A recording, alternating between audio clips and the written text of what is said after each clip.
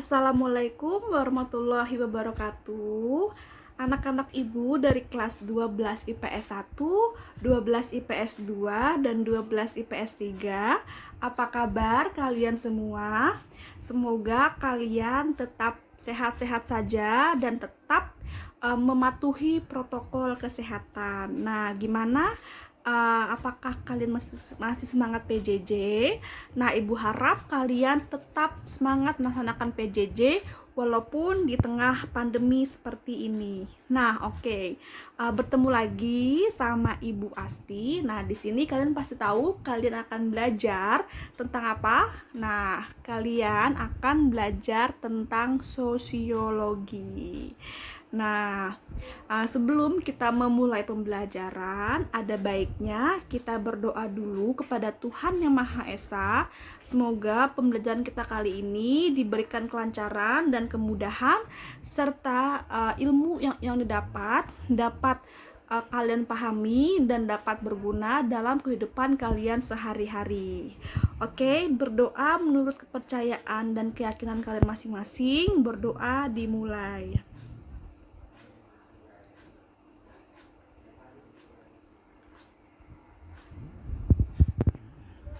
Oke, terima kasih untuk yang sudah berdoa. Nah, untuk selanjutnya, kalian silahkan menyimak penjelasan Ibu melalui PowerPoint berikut ini tentang definisi dan teori perubahan sosial. Ini merupakan materi yang akan kalian pelajari, di mana tujuan dari pembelajaran kita kali ini yaitu kalian dapat mendeskripsikan tentang definisi perubahan sosial dan kalian dapat mendeskripsikan tentang teori-teori dari perubahan sosial. Kita akan mempelajari dua teori, yaitu teori evolusi dan teori siklus. Oke, silakan menyimak penjelasan Ibu berikut ini. Semoga kalian pahami. See you. Oke, bismillahirrahmanirrahim. Kita bahas tentang definisi dan teori perubahan sosial. Nah, yang pertama ada definisi perubahan sosial. Nah, apa sih pengertian perubahan sosial? Mungkin kalian sudah pernah mendengar kata perubahan sosial. Nah, perubahan sosial ini merupakan salah satu konsep yang penting dalam sosiologi.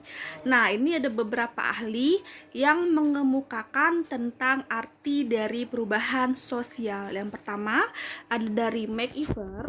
Beliau mengungkapkan bahwa perubahan sosial merupakan perubahan yang terjadi dalam hubungan sosial atau sebagai perubahan terhadap keseimbangan atau equilibrium. Nah, ini ada konsep tentang keseimbangan atau equilibrium. Nah, seperti yang sudah kita ketahui bahwa masyarakat itu sifatnya dinamis, tidak statis, tidak selalu dalam keadaan keseimbangan atau tidak selalu dalam keadaan harmonis. Nah, makanya di dalam masyarakat itu perlu adanya perubahan-perubahan sosial yang merupakan ciri dari masyarakat yang dinamis. Nah, yang kedua ada dari Kingsley Davis.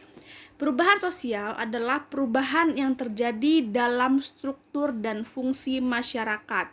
Misalnya, adanya perubahan dalam hubungan antara buruh dengan majikan.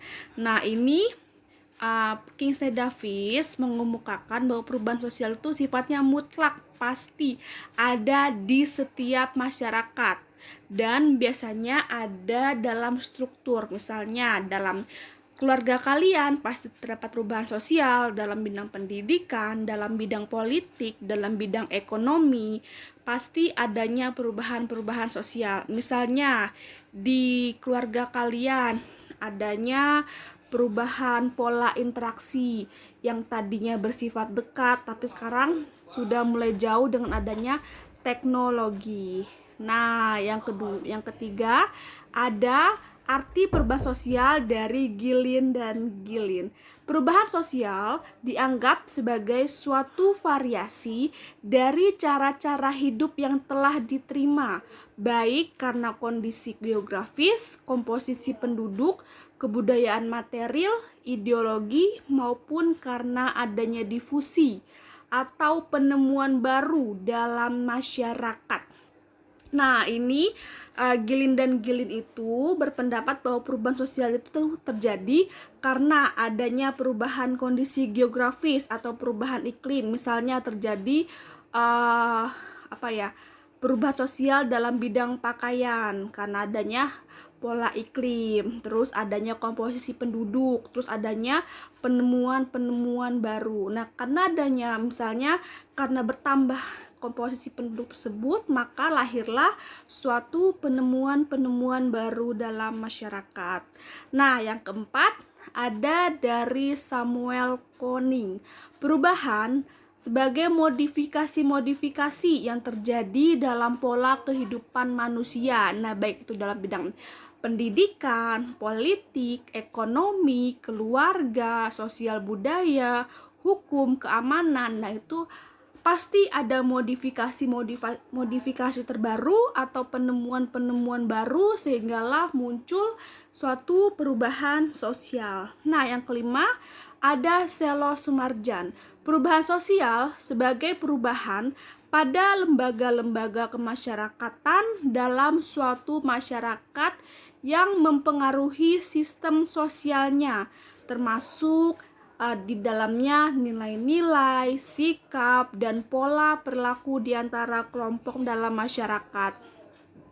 Nah, di sini menurut Selo Sumarjan merupakan seorang ahli sosiologi dari Indonesia dan menurutnya perubahan sosial ini mencakup perubahan nilai-nilai yang dianut dalam masyarakat, misalnya nilai-nilai religius, nilai-nilai estetik, nilai-nilai etika. Di sini ada perubahan nilai-nilai, misalnya nilai solidaritas yang sekarang semakin menipis. Nah, terus sikap-sikap masyarakat yang tadinya mengedepankan sifat solidaritas, tapi karena munculnya teknologi jadi lebih individualis. Terus sikap-sikap masyarakat yang sekarang lebih menjunjung westernisasi itu merupakan perubahan sikap-sikap dan pola perilaku di antara kelompok-kelompok dalam masyarakat. Nah, selanjutnya ada teori perubahan sosial. Di sini ada dua teori. Teori besarnya. Yang pertama, teori evolusi. Apa itu teori evolusi? Teori evolusi ini menjelaskan bahwa perubahan sosial terjadi secara lambat untuk waktu yang lama di dalam sistem masyarakat.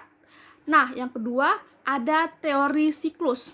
Teori siklus ini menyatakan bahwa perubahan sosial ini bagaikan roda yang sedang berputar.